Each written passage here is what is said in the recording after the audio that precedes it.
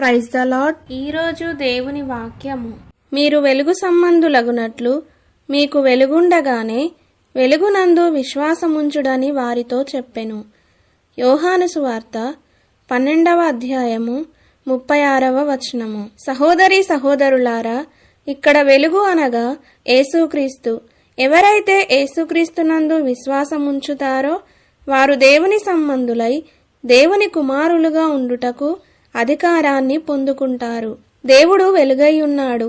ఆయన యందు చీకటి ఎంత మాత్రమూ లేదు. వెలుగై ఉన్న యేసుక్రీస్తును అంగీకరించి ఆయన నామమందు విశ్వాసముంచడం ద్వారా మాత్రమే మనము దేవుని పిల్లలము కాగలము. భక్తుడు ఈ విధంగా అంటున్నాడు: దేవుడు లోకమును ఎంతో ప్రేమించెను కాగా ఆయన తన అద్వితీయ కుమారునిగా పుట్టిన వానియందు విశ్వాసముంచు ప్రతివాడును నశింపక నిత్యజీవం పొందునట్లు ఆయనను అనుగ్రహించెను. లోకము తన కుమారుని ద్వారా రక్షణ పొందుటకే గాని లోకమునకు తీర్పు తీర్చుటకు దేవుడాయనను లోకములోనికి పంపలేదు. ఆయన యందు విశ్వాసముంచు వానికి తీర్పు తీర్చబడదు. విశ్వసింపని వాడు దేవుని అద్వితీయ కుమారుని నామమందు విశ్వాసముంచలేదు గనుక వానికి ఇంతకు మునిపే తీర్పు తీర్చబడెను. ఆ తీర్పు ఇదే: వెలుగు లోకములోనికి వచ్చెను గాని తమ క్రియలు చెడ్డవైనందున మనుషులు వెలుగును ప్రేమింపక చీకటినే ప్రేమించిరి. దుష్కార్యము చేయు ప్రతివాడు వెలుగును ద్వేషించును. తన క్రియలు దుష్క్రియలుగా కనబడకుండునట్లు వెలుగునొద్దకు రాడు. సత్యవర్తనుడైతే తన క్రియలు దేవుని మూలముగా చేయబడి ఉన్నవని ప్రత్యక్షపరచబడినట్లు వెలుగునొద్దకు వచ్చును. ప్రియులారా, ఒకప్పుడు మనము మన ఇష్టానుసారంగా జీవించాము. ఏది చూడాలి అనిపిస్తే అది చూశాము, ఏది వినాలి అనిపిస్తే అది విన్నాము, ఎటు వెళ్ళాలనిపిస్తే అటు వెళ్ళాము. చీకటిలో నడుస్తూ చీకటి క్రియలు చేస్తూ చీకటి సంబంధులుగా ఉన్నాము.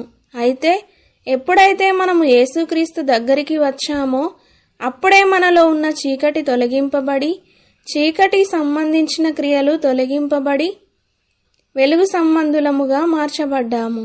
గనుక మనము ఇక చీకటికి తావివ్వక దేవుని వెలుగులో నడుచుకునవలసిన వారమై ఉన్నాము. అపోస్తలుడైన పౌలు ఎఫెసీలకు వ్రాస్తూ ఈ విధంగా అంటున్నాడు: మీరు పూర్వమందు చీకటి అయ్యుంటిరి, ఇప్పుడైతే ప్రభువునందు వెలుగై ఉన్నారు. వెలుగు ఫలము సమస్త విధములైన మంచితనము, నీతి, సత్యమను వాటిలో కనబడుచున్నది. గనుక ప్రభువుకేది ప్రీతికరమైనదో దానిని పరీక్షించుచు వెలుగు సంబంధుల వలె నడుచుకొనుడి అని. సహోదరీ సహోదరులారా, వెలుగులో ఉన్నానని చెప్పుకొనుచు తన సహోదరుని ద్వేషించువాడు ఇప్పటి వరకును చీకటిలోనే ఉన్నాడు. తన సహోదరుని ప్రేమించువాడు వెలుగులో ఉన్నవాడు, అతని యందు అభ్యంతర కారణమేదియూ లేదు. తన సహోదరుని ద్వేషించువాడు చీకటిలో ఉండి చీకటిలో నడుచుచున్నాడు. చీకటి అతని కన్నులకు గ్రుడ్డితనము కలుగజేసెను గనుక తానెక్కడికి పోవుచున్నాడో అతనికి తెలియదు. ప్రియులారా, మనమందరము వెలుగు సంబంధులమును పగటి సంబంధులమునై ఉన్నాము. మనము రాత్రివారము కాము, చీకటి వారము కాము. కావున ఇతరుల వలె నిద్రపోక మెలకువగా ఉండి మత్తులము కాక యుందము. నిద్రపోవువారు రాత్రివేళ నిద్రపోవుదురు, మత్తుగా ఉండువారు రాత్రివేళ మత్తుగా ఉందురు. మనము పగటివారమై ఉన్నాము గనుక మత్తులమై ఉండక విశ్వాస ప్రేమలను కవచము, రక్షణ నిరీక్షణయను శిరస్త్రాణమును ధరించుకొందము.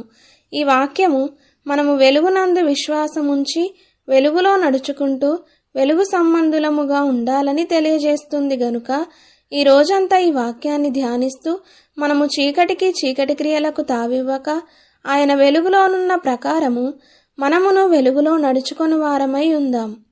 వెలుగయ్యున్న యేసుక్రీస్తు ఆయన వెలుగులో మనలను నడిపించునుగాక. ఆమేన్.